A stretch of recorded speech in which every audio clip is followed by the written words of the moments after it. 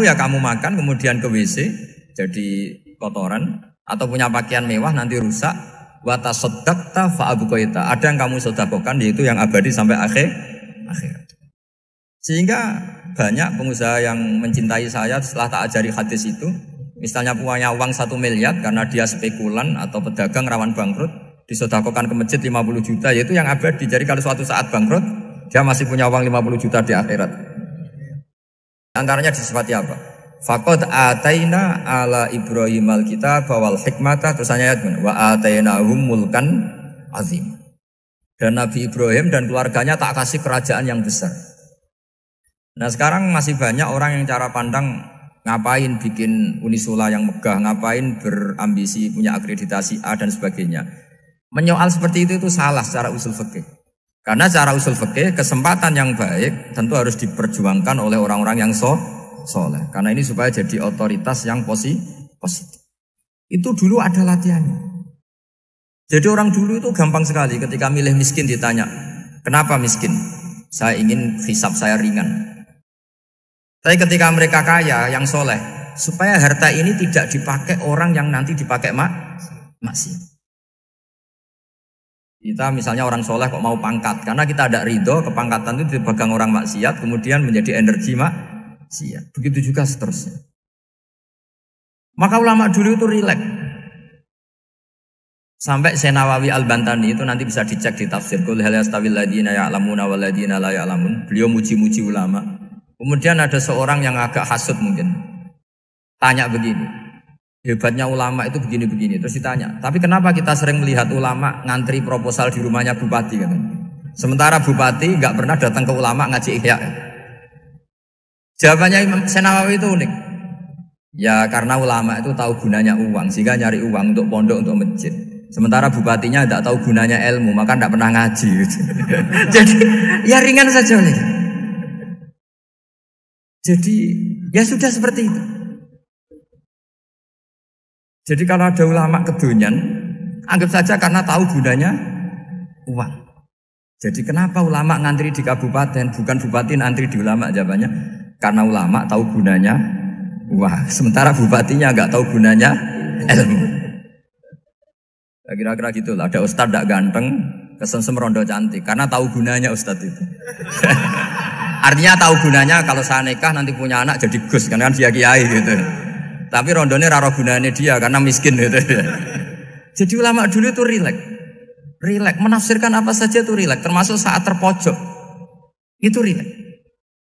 Karena semuanya dianalisis pakai ilmu.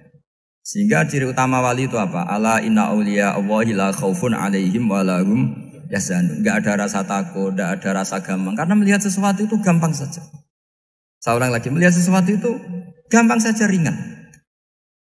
Saya beri contoh ya betapa pentingnya mindset ya, cara berpikir.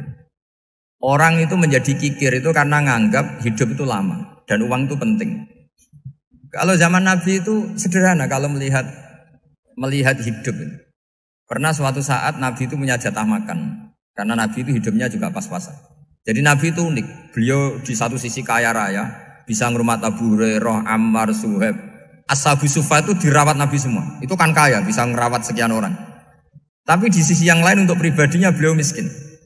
Kadang nggak bisa makan hari itu. Tapi di saat yang sama bisa merawat Ahlus Sufa. Jadi keliru kalau orang hanya cerita Nabi itu miskin, untuk makan dirinya aja susah. Itu keliru. Kelirunya kalau tidak diteruskan, tapi Nabi mampu menghidupi ahli sufa. Singkat cerita jatah makannya Nabi itu dikasihkan orang ketika Nabi ditanya, ya Aisyah, makanan jatah saya di mana? Oh ya Rasulullah, tadi ada orang minta tak kasihkan, maka makanan itu habis. Apa kata Nabi? Kamu salah Aisyah. Yang kamu kasihkan itu justru yang masih. Ya yang kamu kasihkan itu justru yang masih. Sehingga Nabi menganggap, makanya Nabi terus ngendikan, ya kalau mukhatabnya lelaki ya kira-kira begini. Wa hal laka min malika illa ma akalta fa afnaita wa labista fa ablaita. Terusannya wa tasaddaqta fa abqaita, kata Nabi. Harta kamu ya kamu makan kemudian ke WC jadi kotoran, atau punya pakaian mewah nanti rusak, wa tasaddaqta fa abqaita. Ada yang kamu sedekahkan yaitu yang abadi sampai akhirat. Sehingga banyak pengusaha yang mencintai saya setelah tak ajari hadis itu, Misalnya punya uang 1 miliar karena dia spekulan atau pedagang rawan bangkrut, disedekahkan ke masjid 50 juta, yaitu yang abadi. Jadi kalau suatu saat bangkrut, dia masih punya uang 50 juta di akhirat. Jadi Nabi itu mengajari sedekah itu apa? Ya sedekah itu pengabadian uang. Kalau kita kan enggak, bilang sedekah itu nguras uang. Itu pikirannya setan dan pikirannya orang Islam. Itu cara berpikir setan, bukan cara berpikir umat apa? Sehingga Sayyid Ali Zainal Abidin itu kalau ada orang minta, kemudian beliau ngasih, itu beliau bilang gini, marhaban biman hamala zadi ilal akhirah. Matur nuwun nggih jenengan sing beto sangu kula nate. Jadi dianggap teller saja. Orang yang minta uang beliau itu dianggap tukang nyatet bank ini. Karena sudah ditabungkan, ya sudah. Kalau kita kan enggak, wah pengemis itu ganggu gini-gini. Kecuali pengemis profesi ya mungkin kita agak-agak enak. Pada zaman akhir itu ada pengemis apa? Profesi. Jadi repot.